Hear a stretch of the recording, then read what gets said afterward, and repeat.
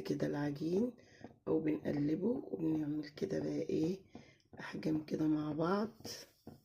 بصوا جمال اهو، يا جماله يا جماله.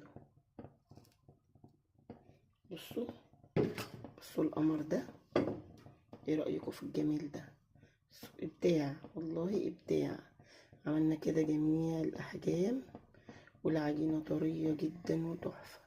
بصوا عملت بقى كبير وصغير، وبجد العجينة مرنة وتحفة جدا. بصوا الالوان دي كده كانت اول واحدة، اول طاسة اهو شايفين، وهنا هي بتستوي. اول ما اشوفها بتعمل فقاعات كده يبقى هي كده تمام. بصوا الالوان الجميلة، احلى قطايف بجد تحفة. اعملوها في البيت، بنغطي عليها بقى كده طول ما انا شغالة اهو، بجد تحفة تحفة.